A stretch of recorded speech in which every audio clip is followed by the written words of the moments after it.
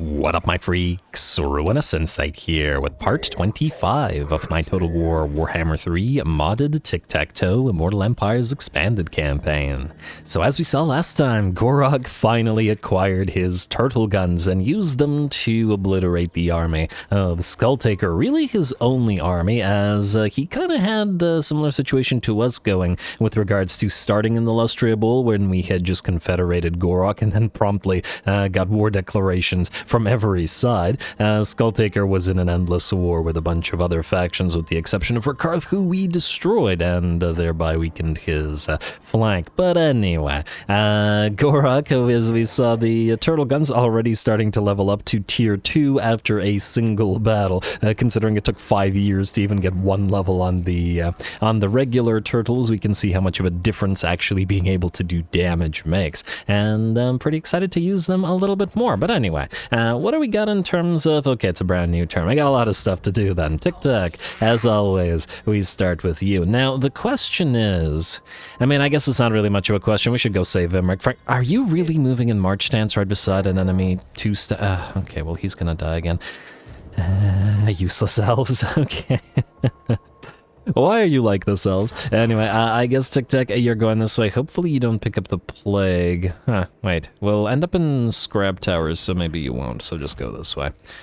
Alright, and then we will fortify Flayed Rock, Knobbly Gorge, and everything else here as well, won't we? Well, there's gonna have to be some... Alright, well, we'll deal with it later. I'm just thinking about how we do a little bit of a switcheroo between territories. Mr. Quetjarak, you will eventually... Okay, no, I'm gonna rename you right now. We don't have a full stack for you, but you will be Tlashbok the... Okay, no space there. Tlashbok the Thunderer, like so. And we'll get him his Thunder Lizards once we have them unlocked, once we do all of those expeditions. Izozam, I do believe you have a battle ahead of you. I don't like how badly damaged you are. Do we have a spare healing potion, I wonder? We get like 1,000,000 items from the Confederation of Mazda Mundi. Yes, we do. Okay, maybe not 1,000,000, but some. Yeah, get that healing potion, buddy. And do we have a spare talisman? I think we should have... I could give you an Aura of Quetzal, Horn of Kygor. No, those are going... let's give you a glyph necklace. The Horn of Kygor are going to our cavalry army under Tyrannicon. No, cavalry and beasties. You, Red-Crested Skink Chief, have the Red Crest buffs. Do we want anything else here? More negative relationship with Dark Elves. That's, melee attack +5 and fighting Dark Elves. I mean, I guess you're here, and I guess you are fighting Dark Elves. I guess we could get that. Is it me, or should the Red Crests not be able to get every single blessing? Because I think other lords can't. Maybe it's something unique to them, I'm not sure. Maybe that's what makes them blessed, I don't know. Anyway, Skink Priest of Beasts, what do we have? We should max out Curse of Ender here and Pan's Impenetrable Pelt. Maybe we can get 1 point in Amber Spear as well. And then you two. Do we have... I mean, we could still get the leadership for the other skinks. It'll still be useful. Ambush defense chance, double XP when fighting Dark Elves for the entire army, eh? Huh. That's kind of interesting. I mean, we won't be fighting the Dark Elves for long, though, but the other buffs are kind of insignificant. I don't dislike the weapon damage, but let's see. We'll fight them here, we'll fight them there, we'll fight them everywhere, but yeah, it's essentially going to be 4 battles with the Dark Elves, and then we'll probably never encounter them again, so it probably isn't worth it. Not that double XP isn't bad, but it's only... I mean, it is also the Blessing of Huan Chi, admittedly, which we've been using a lot. Screw it, why not? Minor Blessing of Huan Chi. And what do you have in terms of your minor blessings? Do it as well. Why the heck not? And it also kind of makes sense for the water army to, you know, be specialized against the Dark Elves a little bit more. Yeah, why not? Alrighty, anyway, Guerrilla Fighter for you. Let's get to it, and let's try not to lose Izozam to these guys. You are currently at war with, I take it, the Tor Elithus. You have... I keep forgetting, where's your 4th territory? Huh. No, actually, where is their 4th territory? Wait, unless there's a unique territory in the middle of this. This is the far place, and... Oh, okay, so there is a fourth territory on the isle here. Which is, again, really, really cool, but, yeah, alright. Let's see if we can get an alliance going with you. Oh, actually, I just thought of something. Speaking of alliances, Harbinger of... Oh. You won't even do the non-aggression pact. Despite the fact that you like us quite a bit. I mean, we don't have any money to give you. Yeah, whatever. So make you friendlier. Actually, I was just thinking, speaking of defensive alliances, maybe we should just do the defensive alliance with the last defenders in the Spirit of the Jungle, and just to get a little bit more in the way of a relationship going with them. Because of the Confederation debuffs, we've got a little bit of an issue there. Like so. We do want to eventually confederate them after all, and I also want to just double check that we didn't find another Tzeentchian faction. We did not. Okay, frickin' Tzeentchian factions, man. It makes him paranoid. Go figure. Anyway, how's Nakai doing? Oh, pretty good. Okay, he's got his 2 main stacks, and he's actually building a 3rd. He's got a Skink Oracle running around, and I wonder where he's going, and why is he going away without taking out the Corsairs of Spite for good? They're just going to retake territory here. Go figure. It would. I feel like we should get vision of the defenders of the Great Plan by allying with Nakai, but apparently not the case, but all good. Anyway, Izo-Zyme, back to you, buddy. I got distracted by stuff. Let's attack Morthoror the Cruel, who will probably not run. Yeah, Pyrrhic Victory. We've got a stack and a half, and actually stack and 2/3. Pretty good. Let's see how they do against Water Army. Go.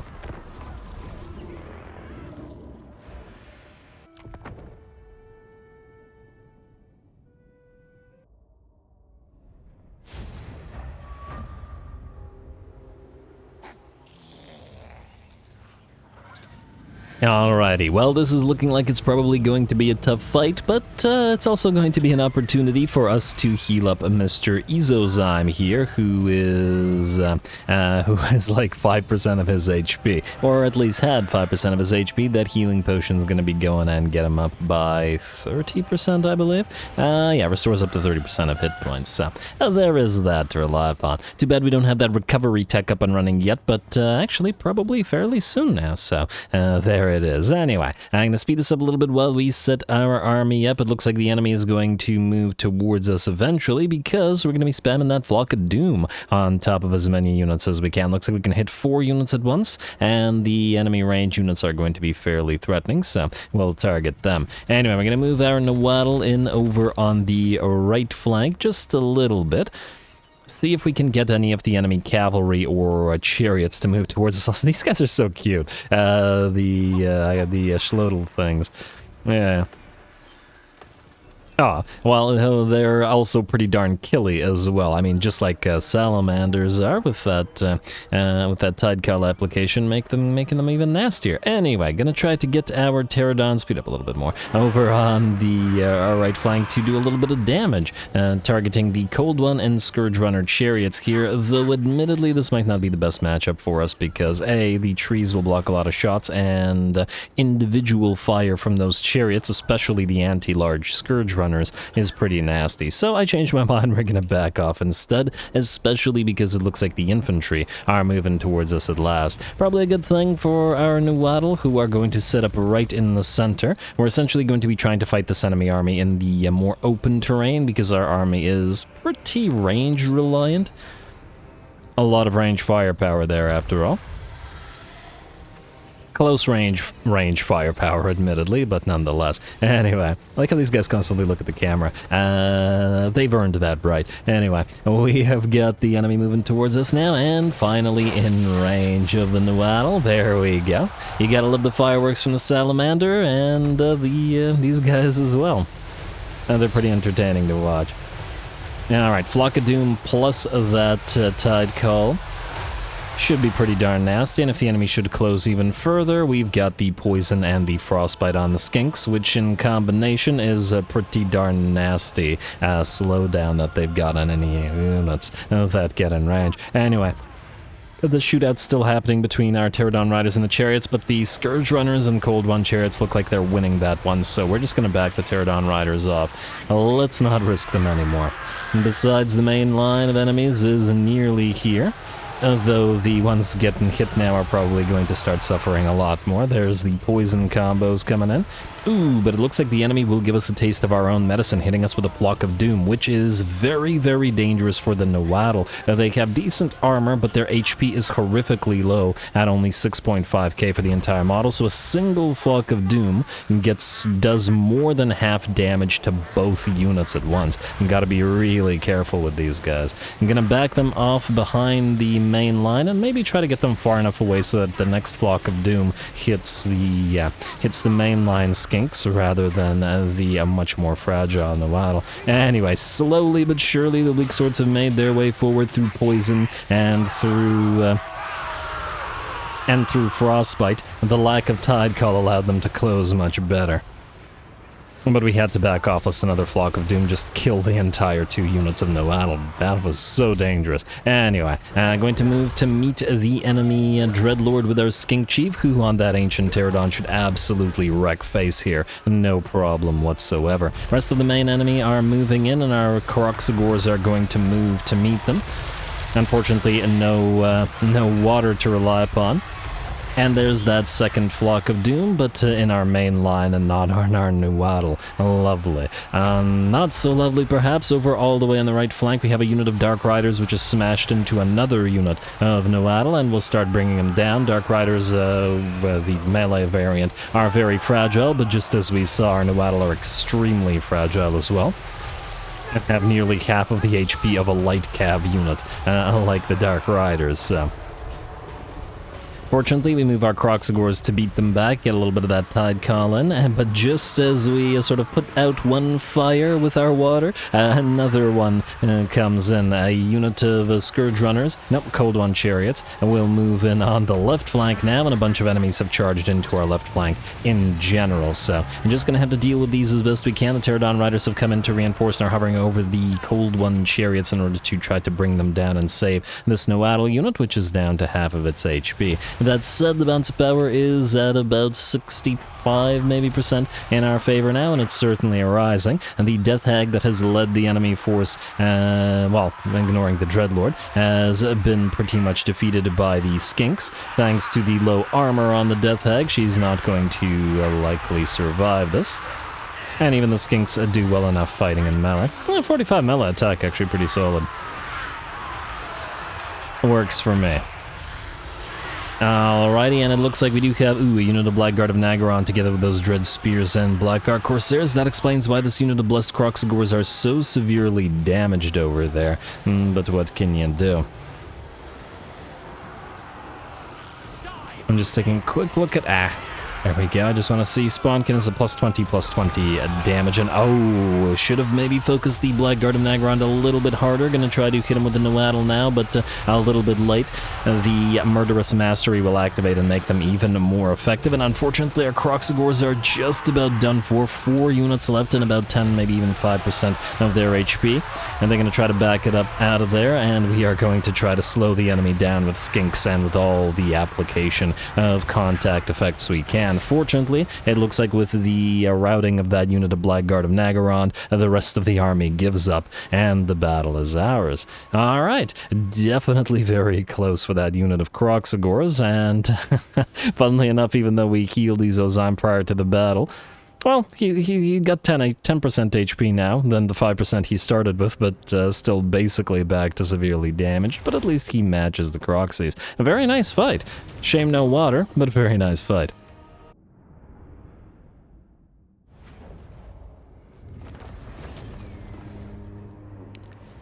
Alright, there we go. Close fight, certainly. We had our main line looking like it was being overwhelmed. One of the Blessed Kroxigors also suffered severe damage, and... did I give a blessing to these ones, or did I not? I gotta double check, because if I didn't give them regen, then they probably need it. As usual, decent work out of our Nahuatl, especially the third one with 24,000 damage. Once again, essentially functioning like a salamander. You know, too bad we didn't have any water to rely upon, or shallow water, to make use of in that particular fight. That would power up this army so considerably, because every single unit, with the exception of the heroes, are aquatic here, and that's just lovely. And we got more aquatic units in the store. But anyway, close victory, and occupy the place. Like so, and Armor of Fortune, we can certainly use that. Ezozyme has an Ancient Steg now. You know what, stay with the Ancient Steg at least until we get the Macopleurodon and thus have monsters available to us, and then we can swap that out. Anyway, we have this place. Don't collect the income for now, though. I guess we may want to wall the place up, because it's kind of out of the way compared to our other territories. Kind of like what we're doing with the Isthmus of Lustria, wherein it's probably likely that we'll need to defend it. Anyway, Washti, with your piles of Bahalis and Omacanths, you are going to go to Zahutek. Like so, you're still awaiting your skink oracles, which we definitely need, partly for the calming presence, because these guys could use it. I'm wondering whether we should get a Reviv Crystal to help out the Saurus. But I suppose if we get healing oracles, they can heal as well. Both possibilities. It would be cheaper to get one healing and one not. Anyways, Latata, you are kind of waiting to transfer your, you know, your piles of birds elsewhere, and I'm not entirely sure where as yet. We do have enough money to steal tech, so let's just steal a bit right now. It's not like it's crazy expensive or anything, and we may as well put these guys to use. And, oh, I should have probably leveled a couple of you. But all good. I mean, our tech is in a pretty good place right now. Technically speaking, we don't need to actually steal all that much anymore. What we do need is to send scouts out to the Dark Elves. We're not going to directly declare war on them yet, but it will be soon. Mazda. Now, Ezozyme I would like to reset, because he has the combination of Blessed by Sotek, which is the buffs for the Skink and Pterodon units, as well as Hunted Down, which is a range and missile strength increase. So he's a pretty solid sort of unit for either... we could do Contact Effect Application Army. We could do that Javelin Army, I was thinking, where every single unit that we use has a Javelin application. It might not be so bad either. I will think about it. Either way, we won't need Proud Warrior, as it's a bit of a waste of a trait, so we'll reset you and get Mazda Mundi back in. So reset skill points, but we'll bring you back, sir. I like you well enough. And Mazda, you're at level 28, so let's get your points immediately. So, starting off with Opening the Heavens, gives us ward save on defending. Not so crazy right now, but we can get Sacred Beast Keepers, Basti range, and Stegodon units. And missile damage. I assume this will apply to the C-beam arrays. I do want this army to function differently from our other fire armies, so I might go for just C-beams and just go for the sort of sniper units, and then have the damage actually be dealt not by the fire units, but rather by the Blessed Temple Guard of Chotek. Anyway, Universal Perception, faction-wide, ward save when defending. I do like the additional global recruitment capacity. Enemy armor when defending. Empowered the Burning Head, and Empowered Light of Battle. Ruination of Cities, of course. Attrition suffered by Defender, and then the ability to cast the spell, and then Casualty Punishment and Great Rumination. Good. Alright, now we have 19 more points to play around with. Now we probably want to get Slan Force Field in part for Mazdamundi, but because he's on Zlak, he will also be fighting more in melee than other Slan might be, so... Do you have any base barrier? 2,000. This will bump you up to 3,000. And do you have any armor? Maybe you are the best user of the Scintillating Shield. We could bump you up to 4,000 armor with it. And actually could probably get it even higher if we desire to. Certainly a possibility. Let's go Barrier, Punishment Delay, Slant Force Field, and then of course Regeneration. Out of this stuff, Commanding Visage, Campaign Movement Range Reduction, Slan... Okay, we do want Slan's Mandate. Yeah, we need Astral Oracle. Not even so much for the research rate, but for the transfer stuff. Construction cost reduction wherever you go ain't so bad either. But again, Mazdamundi's very point hungry compared to other lords, so yeah, I gotta think about that. Either way, we will want Apotheosis, definitely Curse of the Midnight Wind. We don't really need Roiling Skies or Arcane Unforging as yet, but we can grab Shield of Sapphirean Exorcism. And then we got 1, 2, 3... 4, so we got 2 more points to play around with. Out of these, I'm gonna say a second point in Apotheosis, because it's very, very usable. And let's just get the passive Roiling Skies for now, and then Greater Arcane Conduit. Then, we will want the either Geomantic Resistance or Becoming Presence for the melee buffs. as his army is going to be a little bit more melee heavy, though admittedly he will want the reload time reduction from Tepok's wisdom as well. I mean, we should probably get this because it's per rank, so you know what, let's do this. We'll go 3 points into Tepok's wisdom. We need 6 points, so we can either get charge and speed. Speeding up the temple guard isn't a bad idea. Honestly, all this land stuff is great, so we can just get it all and it'll be fine. I mean, we won't have enough points to get everything. We can maybe ignore purpose defined, though I do like the missile resistance. But pretty much everything except foreseen consequences, because it's when defending only is good. When defending is absolute garbage. I don't even know why it still remains a trait. Anyway, we're not attacking the Monument of the Moon immediately. Obviously, this isn't the final form of Mazda's army. Let's channel with him until he's full mana for a turn. And then we will... Okay, first of all, let's actually level or upgrade Machu Peaks here, and then upgrade you as well, Eastern Bazaar. But anyway. Yeah, we'll sit here. We're not immediately declaring war on these guys. I want a few turns to be able to go by to, like, stop fighting for a few turns, just so that we can do the missions. The expedition missions. You know what I mean? And unlock whatever else we need. Anyway, go after Burgund. Oh, you gotta be kidding me. You're out of range, you Gorok. Come on, man.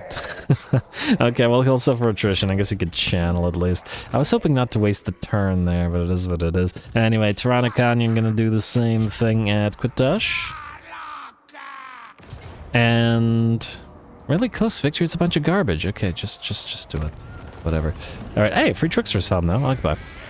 Alright, I don't think that's for you though. I'm not entirely sure who we will give the Trickster's Helm to. Again, Mazda Mundi... well, again, if we give him the Scintillating Shield. Don't get me wrong, I like it on Tic-Tac. But if we can lean much further into the barrier, it's a good thing. I really wish... I mean, we might fuse the Executioner's Axe. I know I'm just kind of holding on to them. It's not so much because I don't know what to do with them, but because, once again, they cause desyncs, but I don't dislike the idea of being able to apply Sundered Armor, so there are uses for them as long as you put them on units that aren't likely to actually make use of Executioner. If that makes sense. Anyway, you, Digga, you're gonna need your full army, so I'm gonna say get ready to land. And, oh, you'll suffer attrition if you land here, and here. Man, okay. We could go very close to landing. You know what, go here. You know what, just land here. It's okay, it's one turn of attrition. I don't think they have an army that they could attack us with anyway, and died. I was hoping to trade units. Wait. I just want to see something. I was hoping that you'd be just out of range, and then... what are these land doing? No kiss. I like how their mobility scooters, it's almost like they're designed to, you know, sort of lock into one. Isn't that adorable? Anyway, to Henowin. Now you go to the Pillars of the Unseen Constellations. And yeah, it's not worth fighting. Alright, out of resolve, we will fight at Wallatal, however, as because they have some elite units there. Certainly worth fighting in that case. Alignment to monuments, and then we'll immediately upgrade the pillars here with the Lizardmen Plaza, and then just immediately go to the Skink Favelas, I guess? Yeah, go for it. Why not? Alrighty. And the Conquest debuff is only one turn after all. Zatada, we've seen. Mazda Conqua, you're kind of still following everybody, but honestly... I mean, just sit here until we have need of you. Well, actually, you know what? I lied. Let's start moving you this way. In fact, I'm moving to March Stance. Like so. And, ooh, yeah, you go by into our friendly territory. On Sianam, I would like you to go here. And at long last, your star gift is here. There you go. What do you have? Oh, the Engineer's Knapsack, right. I gave it to this guy because this army runs out of ammunition like nobody's business. Honestly, I'm thinking we need more heroes to give them more ammunition. Wait, do any of the slant traits buff ammunition? Oh, it's the one that we're getting already. Darn. I was hoping there would be another one. But oh well, what can you do? Hopefully veterancy helps, but yeah, the salamanders are quite light on ammunition, but maybe it's designed that way in the sense that maybe you want them to run out of ammunition, so that you can then move them into melee. Certainly a possibility. Anyway, obviously Sacred Adornments with you, and... I mean, in theory, we are using 3 units of Saurus. We do have 2 Ancients. Well, we probably get more mileage out of the upkeep reduction for the Minor Blessing of Eitzel, to be honest. Chotek would make more sense. In terms of... Oh, you don't naturally have fire damage. Now we gotta go with Chotek. There's better stuff, but, you know, it's a Chotek army, a fire army, and therefore it has to be done that way. Alright. Oshiotla, I guess? I mean, we're not at war with the Slaaneshi as yet, though we eventually most likely will be. You're probably better off helping out here because, yeah, you know. So we'll have you briefly move to Felcargo. Just pick that up. Arms and armor. And a long shot captain, free and sorcered blades, why not? And then if you travel in march stance, can you go to not suffer attrition? You can, so please do. And then these two will go after the Skaven together. And then whatever else, like Khorne or something. Fortunately, there's a lot of demonic enemies here, and that would be nice for Shiotla. I'm sure he'll enjoy that. Anyway, anybody else left? Kale Kano, you were acting as a recruiter and kind of still the same case. Quetgar was here to build stuff, which we unfortunately, don't have enough money to do a lot of. Oh well. Tim Mackenzie, I would like you to... we have to occupy Monument of Itzatal, don't we? That's going to take the rest of our money, isn't it? I was hoping to have Tim Mackenzie do it, but I guess not anyway. Maybe deliver those troops so we don't have two armies running around so we can reset you. Yeah, there's no other ruins to colonize here after all, so go here. And then swap out maybe the regular skink cohort, which we don't need. We're not even keeping this army, just a couple of the units within it, but, you know, we'll make use of it for a couple of turns. Trade out the skink cohort, then goodbye, and then a reset. And we'll have use for you, I'm sure. Alrighty. No real money to be building with. Quetgar is the only one who needs to move other than the tech thieves, and I guess Teto Echo. Teto Echo can still level while stealing tech, so we should probably still make use of them for doing that. And maybe go up here, in fact. You're at 6 turns. How many more turns do we have until we send Lord Croak away? 3 turns. Oh, not so bad. So when Tic-Tac comes back here to, you know, engage with some more greenskins, we'll swap Teto Echo in.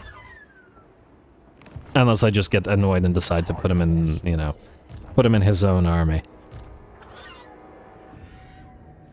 The thing is, Tiktaq'to's effectively been winning all his fights throughout the campaign without any ever spells, really, so, you know, does he really need to start relying on spell work rather than pure air superiority tactics? I don't know. Anyway, yeah, go for inscrutable monuments. There's other stuff I'm sure that we'll need to build here, but, well, I'm gonna start on the Shrine of the Old Ones at least. Gotta get those everywhere. And then the other stuff we'll wait on. Now we're ready to end the turn, and commandment available. Monument of Itzatal? Yeah, alright. I'm glad I figured out which one it was. Yes, alignment of monuments as everywhere, and end the turn. Oh, we got a decent amount of the alignments available, or spawning sequence, or whatever it is. Well, we have a spawning sequence. We have barely any alignments, but, you know, they rise. Slaaneshi giggle quite often. Slaaneshi giggle intensifies. Oh, so you're fighting the Slaaneshi. Yeah, go on. Go ahead. I actually want him to lose his second stag, just not Nakai's main stag. Hopefully he doesn't lose it fighting the Slaaneshi. I'm a little bit concerned, because I would like to confed him near the end of the campaign, but, again, we shall see. Alright, I take it... would you look at that? You're going to attack Mazda Conquer... Why are you doing this? Why did you... There's like a billion elves reinforcing. What are you doing? Alright, well... I mean, there's so many elves, the enemy has no chance, and... I don't know, it's a waste of time. It's so weird. I think maybe they were trying to rely on their ambush stance in order to try to do something there, but that was just silly. And what do we have here? Feed the Habit gives us a +1 specimen. Cold Turkey... Does cold... I mean, it's +1 specimen. Yeah, just do it. Alright, what do we have here? Ooh, hello.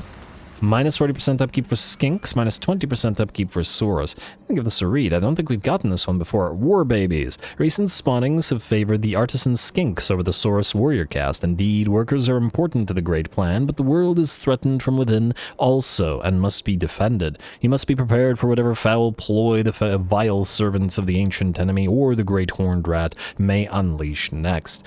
In theory, we have more skinks running around. Do we have twice as many skinks as we do Saurus? Actually, we'd probably need like 3 times as many in terms of the upkeep reduction, but I think we do. I'm gonna say do not intervene in the pattern of the spawnings. The spawnings follow the great plan. All things happen for a reason and the skinks have their part to play. Society must not grind to a halt. There we go, that's about a little over 3,000 gold per turn. Mission aborted, Knights of Calidor. They're not dead, are they? Not in one turn. Oh, Imric survived. Oh, I was yelling at you, Imric. It looks like he survived. They attacked him and he survived. Good job. Well then, I'm gonna leave you to it. I was thinking that he got destroyed by those two stacks, but it looks like he won, and therefore we don't need to move a Tic-Tac down there. Oh, we also got the sequence of skink invigoration. Oh wow, our faction-wide skinks are gonna be super cheap. Huh, I wonder if blessed skinks are free now. Out of curiosity, do we have any blessed skink? 44, not quite, but quite cheap. Lovely. And really? Acolyte Mage? Really? Okay, long past the point that we need the bonus research now. We get those guys. Okay, anyway, go Secrets of Skinks. Go figure. And after that, we'll want to probably grab Sabotage Supplies. Well, there's a bunch of stuff we'll grab. Well, don't worry. We're working on it. Anyway, Tic-Tac, I guess you don't need to move this way anymore. Can you just colonize Scrap Tower since you're right beside it? I was originally going to use it as a ruin barrier, but it's not really needed anymore. Alright, colonize, and just upgrade it, I suppose, and Flayed Rock as well. In theory, we'll want to try to trade a territory to these guys in order to grab this. Oh, I wonder if it rebels and then... I'll keep an eye on it. Anyway, Slashbuck, and go and grab Shambletown real quick. I'll give you the Thunderous one later. What? What are you talking about, Valiant Defeat? Oh, it's got defenses? Yeah, it does it as a garrison structure. I don't see it being a valiant defeat, but okay, fine, we'll fight it. Izozyme. I'm tempted to grab the shipwreck and then move back towards the Tower of the Rising Sun, and I feel like we should. So go grab that real quick. We can't reach this place in one turn anyway, so we'll be fine. Sail to the wreck. And auto-resolve. And... sick money. We're still very much in need of cash. But at least our spawning sequence is in a good place. It won't be for long, I'd wager. Ooh, nice find. It won't be for long, I'd wager, just by virtue of the fact that we will, you know, we'll be getting some of the elite units in there, and they're quite expensive. Alright, you start moving towards the Tower of the Rising Sun. How's that expedition looking? 2 more turns. I'd like to complete the expedition before we attack. Also, somebody suggested Conquatok as Conquatok the Collector. And we'll do that. Alright. Who else is to move? Washti, I believe you're heading to Zahutek. Alberic is still not moving. Oh! Huh, he's building Grail Knights and Pegasus Knights. Good for him. Alright, Washti, grab this. Don't worry, well, you'll cut your teeth on the Dark Elves later on, just not right now because we're busy. Gorok, kill whatever's in Burgun. I'm surprised it didn't sail away, but kind of impressed at the same time, so why not occupy? Alright, Ancient Steg for somebody. Repair. Alright, good. Now, I imagine that we will need Gorok himself to take Talashed lands, so yeah. Alright, you have 12 turns only. Oh, that's not enough to complete all text. Wait, what level are you? Level 12. You are maxed out in this. Oh, I should probably have done... You know what? Go Cleanse Corruption 2 points instead. We've got a lot of corruption around here. Oh, you gotta be kidding me. Now you failed, you little... You... Yeah. Alright, Cleanse Corruption for you as well in the Steel Tech. Oh, only 77. At least you succeeded. I don't have to be as disappointed in you. And you can... You know what? Go for Cleanse Corruption as well. And then go to Wallatal. So this is their capital, and this will warrant definitely a fight. Ooh. Blood Crushers, and lots of them I might add. Did you level up to 10? You did not. Very, very close, though. Gotten there. Alright. Zlatota, you're stuck where you are. In fact, I'd probably send you to Quitash in a minute, but let's just give it a minute. I guess the question then is, who do we send to Wallatal? Tyrannicon's not quite ready for it because his army's not complete. It's getting there. Although, if we heal it up... I mean, the problem is right now half of the army is made up of weak troops. The Archaeopteryx are only in here temporarily, and he still needs his Oracle and his second source, Scarvet. Actually, speaking of... what do we have? Oh, right, we're at a capacity. I wanted that Blessed by Eitzel. Oh, and we'll need a skink with Born to Lead in your army. These skink chiefs are only in here temporarily. Neither one of them is Born to Lead. What do we have in terms of skink priest chief rather capacity? 13 out of 10, but we have several extra ones. We do want the healer. And 10 out of 20. We have free skink chiefs should we desire them, or priests rather should we desire them. Anyway, we'll leave this alone for a second. We'll get back to it. I want to see anybody else who needs to move, but, you know, critically needs to move. What do we have at Tlaqua? Nothing. You go here. Like so, and really? It's gonna kill one of the Cold One Riders? Huh. Okay, we'll just use we'll move Tyrannicon into Reinforce since the game is being silly right now. Especially since he's... Oh, actually, we won't move him into Reinforce because... Okay, fine. You, since I don't care about you, just besiege this, and we will reset you. You have Skirmisher right now. If we get Swift Rider, will that buff up the army sufficiently to maybe not have them die? I guess we're about to find out. How about that? Darn. Okay, well. I might fight this between the episodes because it feels like a waste of time, or we'll just leave it until next turn, depending. You, Tyrannicon. I'm gonna have you move into an camp stance, like here, at the edge of this territory. Then we're going to go to Blessed Spawnings, and we're going to get you two, count them, two, Blessed Carnosaurs. Like so. Lovely. And the Archaeopteryx will be replaced by Helix, and there is other stuff that needs to be done here, but, you know, we're getting there. Assuming that... Oh, wow, yeah, there's not a lot of space. I might have to bring it down to 2 Feral Cold Ones rather than 4 if we want to keep the Carnosaurs in here. I just like the idea. Especially with the Colossedon Rex in there, it feels like they will match him, you know? That's the plan, anyway. Anyway, so, well, it's distraction. Ancianam, you are not immediately able to reach Ranapura. That's alright, fine. I did say I want to get through a few turns. And then I guess... Oh, wait. Ashiotla, you can move and besiege it. I wonder if the enemy would sally out and attack you.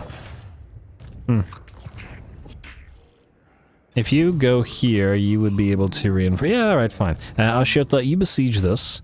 Do you have Siege Attacker? You do, out of the Feral Troglodons. Fantastic. Alright, and we will besiege you like this. These things will all go on your Blessed Chameleon Skinks. Oh, they can go on him himself? Wait, does he not have Slow Death on his own? And I guess the question is, do we want him to have Slow Death, or do we want him to apply regular poison? I gotta double check whether he has some kind of ability that gives him any other missile strength type. Let's see, we have Discouraged, we have Magical Attacks, and...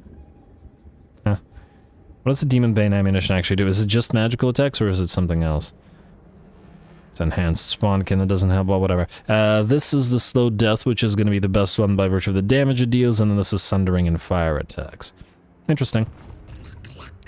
We'll push these guys out with the Chameleon Stalkers. Anyway, let's see what else we've got. You have Skirmisher, not quite maxed out, but getting there. Let's pop a point into... Where's the Feral Troglodons? They're here in Beast Driver, so let's go for Beast Driver. Oh, we'll probably need Soulbound for this. No, they count as Skirmishers, and funnily so do the Ceropod Riders. Maybe they're both Skirmishers after all. Anyway, Skink Oracle. Earthblood is the main thing that we need, but we'll probably want at least some points in many things here. What is Telepath? Oh, Free Comet of Cassandora. Yeah, we should probably get the Free Comet of Cassandora. That is good stuff. And we will obviously want Life Bloom. That's the critical one, and the other one is a new one, but should still have enough to grab Earthblood. Let's say 2 points. Get a little bit of everything. Actually, you need 2 points in order to make Vissen's Wild Form useful, so we'll go for 3 points in Earthblood instead, because it's the main thing. Alright, then... Skink Chief. Yeah, we are I was hoping that because it's an arrow that it was a speed thing, but it isn't. Therefore, we're gonna go with Energetic. And Imposing Stature. Alright. Hopefully that's sufficient. Yeah, these guys are still not doing a crazy amount of damage. Anyway, you will besiege this. They might come at us with all of their armies at once and attack us. If they don't, we'll just split up. One will attack one thing, and then the other will attack another thing. Makes sense to me. Anyway, Mazda Conquest, you can just sit here in a camp stance beside those elves. Wait, were you here? Wait, how did they even attack you? They attacked Mazda Conquest, right? It was all the way... Huh? This has a zone of control. You're telling me they went around this and then okay, I don't know how they did that, but whatever. I'm just going to continue ignoring it. Tehanawan. I guess you're approaching Walatal? Maybe we could just have Tyrannicon and Digga do it together. Fun, I should giggle. Oh, actually, can they? That's a question. Because they're on different sides of this place, so if you besiege from this side... I don't know. Well, I guess we'll see. Digga, move this way. You follow along as well. Might have to march stance to help out, but this way we can send Tehanawan up north, especially because these guys want to fight a little bit more. And Tehanawan, I believe you're done here, so unless we want to send you through the sea lane, which I think we don't, and unless we want to kill these guys off, and I'm kind of reasonably okay with them just occupying a single territory. So we'll move you north instead. Alright, nearly done with the sort of, well, the portion of Lustria south of the Isthmus. Mazda Mundi, you're sitting pretty for now. We're just preparing for going a few more turns forward, and... were there no further attacks to be made? I guess we just end the turn and see if the enemy sallies out, and then enjoy the fights if they do, and then be sad if they don't. Zatata, go up here to Quitash. Everybody else I think is good. Oh. This is kind of annoying. Wait, wasn't there another little mini-fight that I had? Oh, right, this one. I almost forgot about you. Alright, Flashbug, do this real quick. I might as well enjoy it. You have points in Beast Driver, and I think that's still going to stay. The Thunderous one is here, right? Yes, so we'll go for Beast Driver, and this also buffs Thunder Lizards and the Mini Thunder Lizards. Actually, wait, I don't see the Mini Thunder Lizards. Huh. Wait, are you telling me that the Mini Thunder Lizards don't get any buffs, or are they dealt with in another tree? I don't see them at all. Kind of like the Manticuda Riders. Go figure. I guess it's another unit that got ignored by this. Well, it's a little bit disappointing. Yeah, so we just have the big boy Thunder Lizard, not the littler ones. And I take it they're ignored by this as well, Epicentrist. I wonder if that means they're later editions or something, or just something the mod forgot about. Oh well, not a big deal, I hope. Anyway, let's take Shambletown real quick.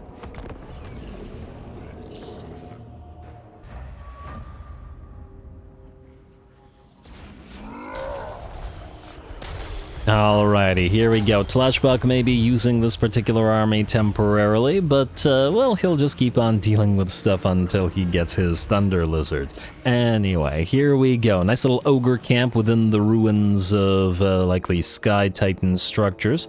I can never tell whether these are supposed to be Sky Titan structures or Dwarfen structures, because this feels like a rather small set of steps, doesn't it? Like, those steps aren't made for a Sky Titan, pretty clearly, but the architecture itself doesn't really speak Dwarfen that much to me.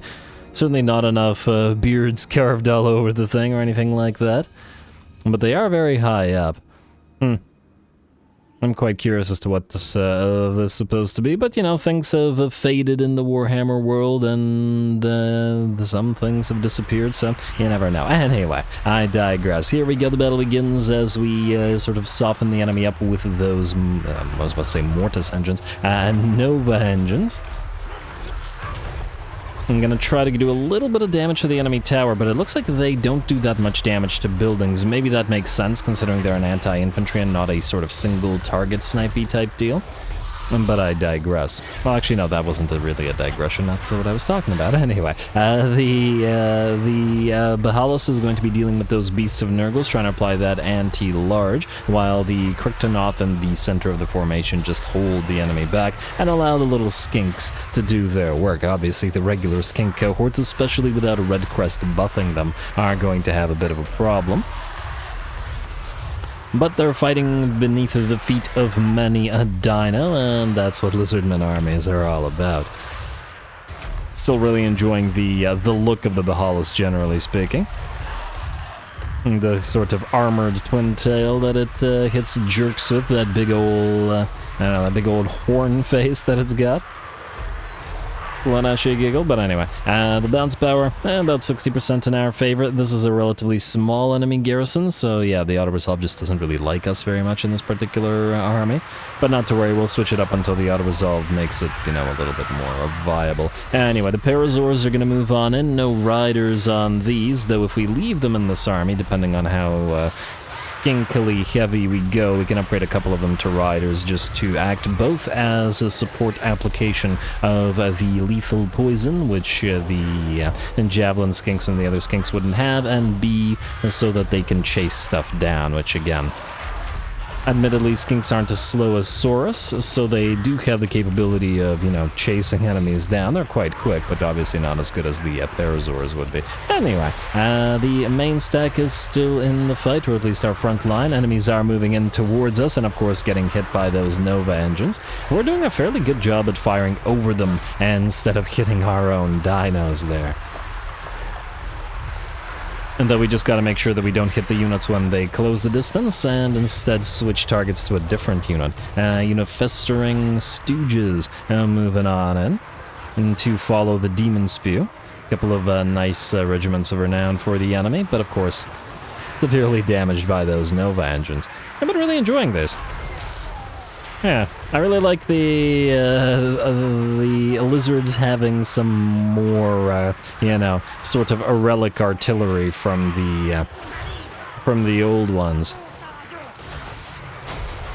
And just because they might not understand what a Nova and how a Nova engine works or anything like that, doesn't mean that they probably wouldn't have at least some of those relics left over in the temple cities. Alrighty. And the bounce power has shifted to about 80-85% in our favor now, though admittedly some of the units that have been fighting on the front lines have been pretty severely damaged. Bahalis and one of the Kryptonauts both down to about 35% of their HP. On the right side, as the big dinos move out, having absorbed the HP in terms of damage, it means that we have free reign to chuck javelins over the heads of all the other units and into the piles of Forsaken and Hounds of Pestilence and whatnot below. Or are these Hounds of Decay? They're Hounds of Decay. Damn it! Why did they have two near-identical units named Hounds of Pestilence and Hounds of Decay? Why must you confuse me, game? Every single time I feel like I say the wrong one. It's doing it on purpose, I swear. Anyway, other than that, the bounce power is 85% in our favor. I'm pretty sure the battle should be just about ours, and in fact, we could speed it up a teensy bit as we break through. Okay, I guess we still gotta fight this Beast of Nurgle unit. Fair enough. I don't mind watching the second less hurt Bahalis if it can make its way through the Parasaurs. Parasaurs are deceptively huge considering, well, they're a mob of a bunch of units, so there's a lot of mass on them, I take it. Just out of curiosity, if we, where are the, I can click the Parasaurs in here. We got 950 mass on them, compared to the 4,500 on the Bahalis, admittedly. Huh. Actually, the Parasaurs are big in size, but their mass isn't all that big at 950. Kind of surprising. I think Grail Knights are 1,500, unless I'm mistaken. Am I mistaken? Or am I thinking of something else? What are Beasts of Nurgle, out of curiosity? 3,500. Well, they're big, at the very least. This might not be such a great thing for their hitboxes, but anyway, I continue to digress. The enemy has joined the fray with a summoned Great Unclean One, which usually I would just ignore because, you know, they'll eventually get desummoned after their time runs out, but, you know, it's probably one of the last units that's going to be on the field rather soon, and thus we should probably knock it out. Our Nova engines continue providing fire support, and as long as the enemy wants to sit back and launch its own range attacks at our skink cohorts, and we can punish them for it with those Nova engine blasts, which are just really lovely to watch. Also, we have moved to flank with our Javelin Blessed skink cohorts, and they're all together going to be targeting that Great Unclean One. Let's not target the Kryptonaut, please. Wasn't expecting it to knock the Great Unclean One back. And yeah, the Kryptonaut's pretty darn big.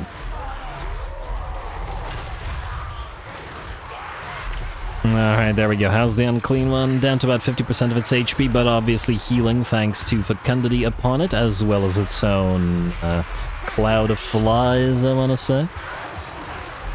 Asthma Pestilence, Children of Nurgle. Oh, it has a passive healing. Huh, I don't even remember that. Interesting. Children of Nurgle, heal mass, enabled of casting. Oh, it's the passive. Okay, but it's only enabled of casting, so it's not. It's going to be as big of a deal, I hope. Anyway, a few more javelins, I take it, will bring the big boy down soon. It's actually reached its healing cap. This thing has certainly absorbed a lot of damage. It's done its job. It certainly has drawn out the fight as well. But eventually, the number of javelins tell, and Big Boy falls. With the destruction of the Great Unclean One, the enemy lord decides that it has no further hope of winning this and begins to rout, so only a matter of time until the last of the Plague Bearers disappear, banished as they are.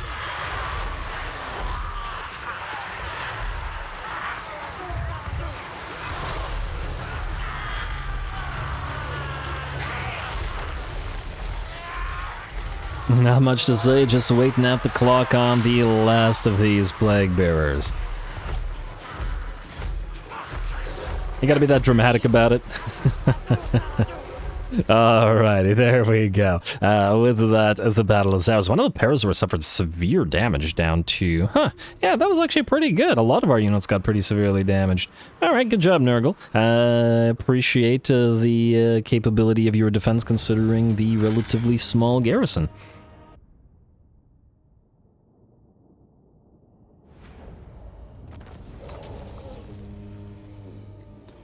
Alright, there we go. Surprisingly fun fight, and I don't know, the idea of using the regular Crichtonoth in combination with the Nova engines is kind of growing on me, so we might build an army concept around that when we sort of split Tlashbok off into his own concept. Now the other nice thing is since we're using a bunch of basic skink cohorts in this army, and, well, some basic javelin skinks, basically all tier 1 units as our main infantry line, we don't have to be afraid of preserving them, you know, have to be careful about preserving them, and thus can send them in to take big losses, or biggish losses, I suppose. And it's one of the reasons I love playing undead, generally speaking, not having to worry about constantly preserving your unit.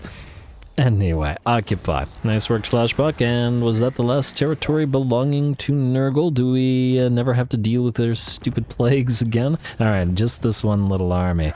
Alright, and Nalbar country secured. Now this entire place needs to be walled up. It's going to be... I mean, even maybe want to put alignment of war up here. I mean, we'll start with alignment to monuments for the construction cost reduction, but then we'll probably switch to the alignment of war. The way I figured, we can give the mountains to maybe the Cathans. Don't get me wrong, well, I'll think about it. The thing about the Ivory Road is that it's got gold idols and tusks and spices, and for a single province, even a yellow province, it's pretty good, but maybe everything north of that. We obviously don't want the red territory, and I'm kind of meh about the yellow territories as well, but I digress. I believe we only have buildings to be building and then can freely end the turn, so let's take a look at what buildings we can build. Demonium Hills, ooh, tier 5 in Occam's Forever Maze. Let's see if the Forever Maze can match the Abyssal Glacier in terms of the sheer amount of money that it generates. We will soon find out. Oh, and since you're now tier 5, we no longer need this, and we no longer need the growth here. Lovely, and that'll be even more money on the place. Now, Quetgar, you were waiting. You're in the right place, right? You were waiting to build the Geomantic Spire here to upgrade the Temple of the Old Ones, and then... I mean, I guess we'll just go for the Pools of Healing again. More melee and missile weapon damage for all blessed units. It's not much, but, you know, I still don't see the Star Chambers being super useful.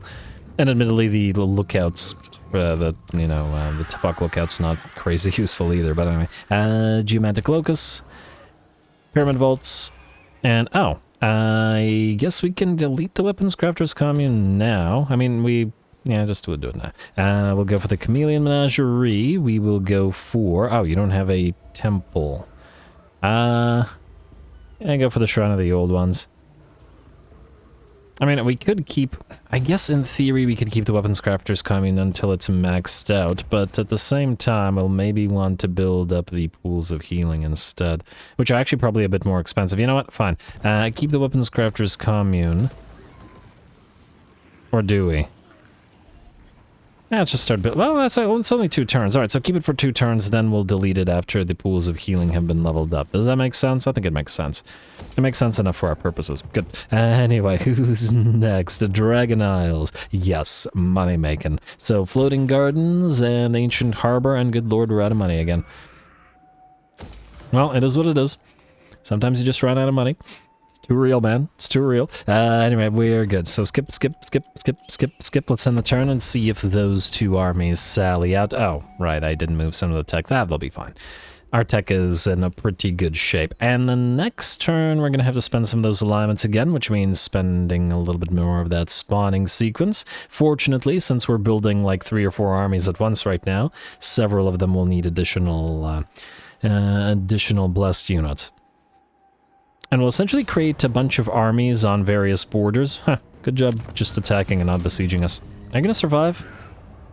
Couldn't quite tell. I think he did survive because I see the hero is still there. Anyway, essentially set up a bunch of armies on the border, getting ready for when we eventually, inevitably, get into a fight with the Dark Elves. But basically sit there until the Dark Elves are ready. As in ready to attack us, or we're ready to attack them, but that depends on the expeditions, as I was saying. Alright, well, will the rats attack us? Wait, Cult of Sin, the Xintian faction, still alive? Or is that a different Xintian faction? Must be a different Xintian faction. Oh wow, neither one will attack? You pathetic cowards. Tiktaqto. Missile resistance, more armor, physical resistance, or melee defense. I gotta go with melee defense. I like the armor, I do, but from 10 to 20 isn't huge on the Chameleon Stalkers. They're still gonna get torn to shreds by most things.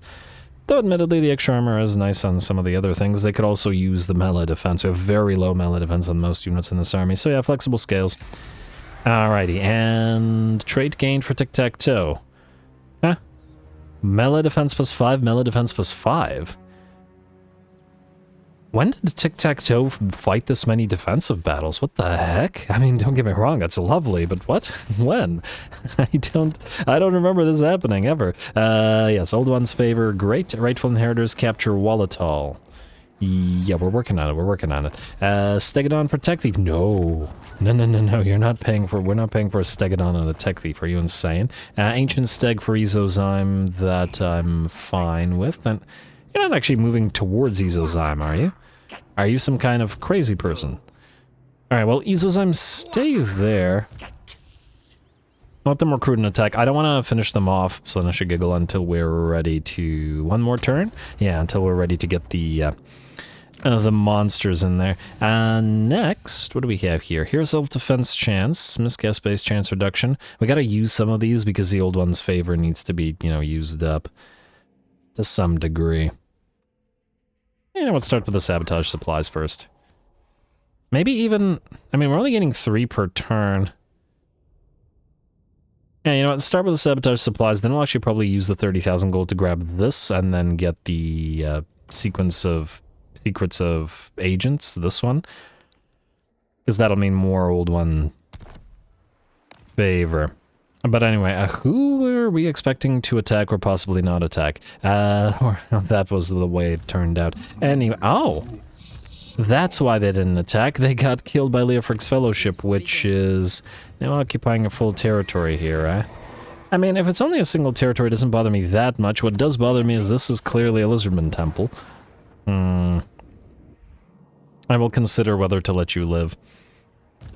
Or not. You cannot reach Bantalo. Which is also... Man, Ashiola, if you can break the siege, I wonder if you can reach it. Break it for a moment. I would like you to see... You gotta be kidding me, you're also just slightly out of range? Oh, that's annoying. Okay, well then. I guess we'll just auto-resolve this, it's a waste of our time. At least with both armies it is. Man, I can't believe those Bretonians. We were gonna fight those rats. Oh, free divine plague of protection though, that's not bad. Are you still unable? Ah, you now are able to reach Bantalo. Though, admittedly, the garrison's kind of meh, but nonetheless. How many turns do you have? 17, you're fine. Oh, well, I guess Oshiotla will instead... Pyrrhic victory, really? Wait, what? Huh? Okay, are you seeing two armies here? Because I'm not. Where is this army? Reinforcement arrival time. I mean, don't get me wrong, I'd love to fight them. Are they sitting in ambush stance right here, maybe, and just not even... Oh, man. See, this is why I wanted Ashiotla to go there, but oh well, we'll get his fights going against another guy. Anyway, we will fight this, but we need to spend some alignments and some spawning sequence. Did I ever do any of the alignments for the Krogsword? No, you know what? Let's do regeneration on them. Quetzal. Yeah. They clearly needed it against the Dark Elves, and that means they may very well need it in the future. It means they will do less damage because of the lack of lethal poison and the magical attacks, but we'll rely on other units to do the work for them. I think it'll be fine. That brings our alignments down to 44, which is a lot more manageable. I really think that in the late game, when it costs... I mean, 2 units getting upgrades now costs more than half of all of our alignments, and we only get 6 per battle. I feel like the amount you should store, you should be able to store, should really increase, but anyway. You max out Tepok's wisdom, please. And then you, I guess, keep going through to commence the massacre. It's still worth our time. Get the armor for the Saurus. Alright, let's fight this. Since they're willing. Huh, wait, does this place have a defensive structure? Is this another settlement? No, it's a field battle. Ooh, that should be fun. We're outnumbered 2-1 and we're damaged. I like it. I like it a lot. Go.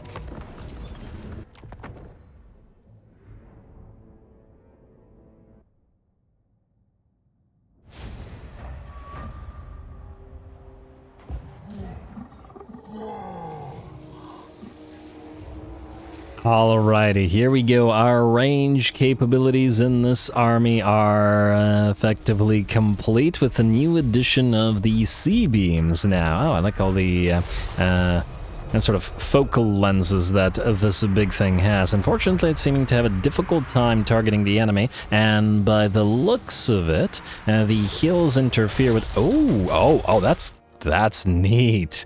Oh, well, we expected that these things were going to be the snipey things, but yeah, I like the sort of, well, beam, the laser thing that it's got going.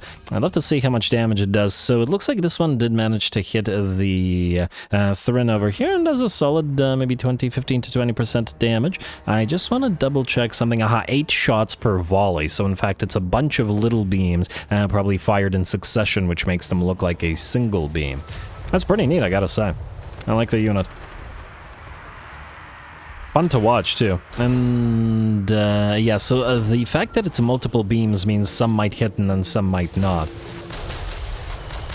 Yeah, there, it's more clear when you look at it close up that it's multiple beams and you can hear multiple shots from them. But anyway, I really like that. Anyway, we are starting the battle off with trying to destroy the enemy army that is not the reinforcing army, the smaller army, and that's a lot of firepower coming in from all the range units. In fact, we're keeping the Yamaboro back together with all the Blessed Saurus and the Blessed Temple Guard, as we have a very nice sort of location here where we can and defend the sort of valley that goes in if we need to, because we could potentially at least get horrifically outnumbered. I say potentially because the enemy numbers are rapidly dwindling under fire. There we go, C-beam instantly obliterates one of the catapults here, though I do note that it's probably not going to be done so great against Plague Claw catapults specifically, and because they have lots and lots of artillery pieces.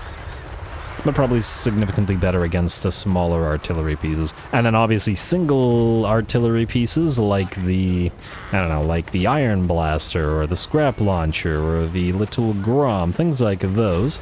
And those are really going to suffer. And obviously artillery monsters like our own. Funnily enough, these C-beams would probably make a really good counter to Lizardmen, and also a really good counter to Tomb Kings. Like against the Bone Giant or something like that.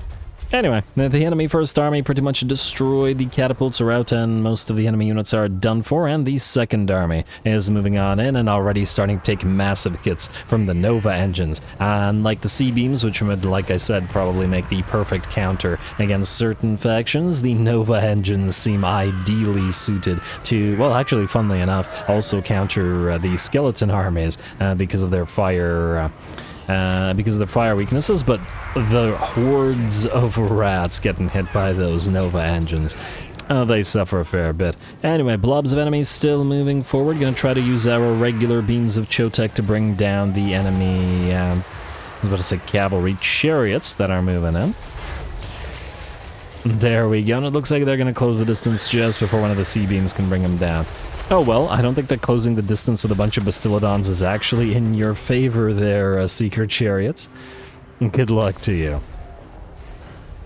Alright, and we still haven't committed our melee units, and there's another shot from that C-beam, looking fantastic.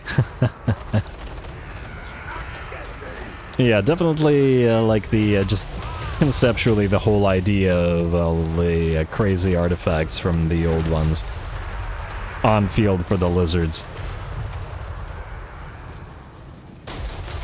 I mean, if Gorok or Krokgar rather can have his golden hand with the laser, why not, right? Hand of the gods and all that. Anyway, it looks like the battle is about 85% in our favor. Still have not needed to commit to melee or really even back off from the rats all that much. I think this is going to be the first time that we back off, in part because our salamander hunting packs were starting to get hit by warp lightning. But the plan was to essentially draw the army towards the melee, where we wait them in this little half-moon formation or semicircle formation. Half-circle formation, whatever. And it wasn't really needed. Anyway, I'm going to back up a teensy bit and then just going to keep on firing once we're ready. Alright, keep on backing off and turn once again. Obviously, the enemy plague monks are still giving chase to us, but they should be torn to shreds by the salamanders. And then any unit that's blobby enough to still be around is going to suffer a lot from the ancient salamanders or the Nova engines. And should we need to countercharge a few nastier enemy units, we've got the Yamaburo to establish dominance over the rat ogres who charge into them and then just start booking it on out of there. I would too. Again, these guys look absolutely magnificent. Anyway, looks like with that, the enemy army is pretty much done for. They will shatter, and the battle is ours. Absolute win for our various range units here. I really enjoyed that. Alright, I'm definitely... Well, I pretty much always enjoy fire armies, but this is certainly one that's living up to the hype, I guess, at least for me.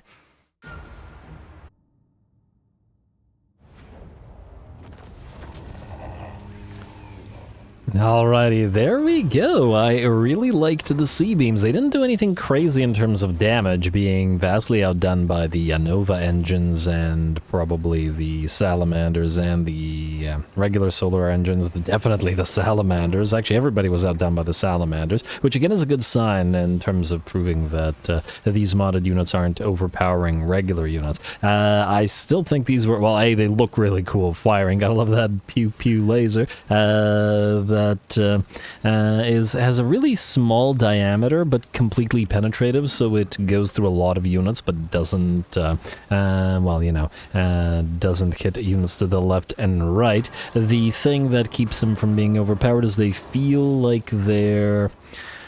I don't know, they're almost like Luminarchs in that they're not able to fire over hills very easily. Like, they need a perfectly straight shot. They just kept trying to move forward towards the enemy over the course of the entire fight, rather than sort of sit there, which is kind of neat. I'd love to see how well they do in artillery shootouts and stuff, which I guess we'll try next time we try them. Anyway, pretty happy with the army in its final form. We will occupy the place. Not to keep, most likely. It is a red territory, and even though we can use those, I figure we just give this to the elves. Are you gonna go in? There you go. And I guess we'll send Don Sianam to grab Tiger Cage Isle then, because he's already at the port.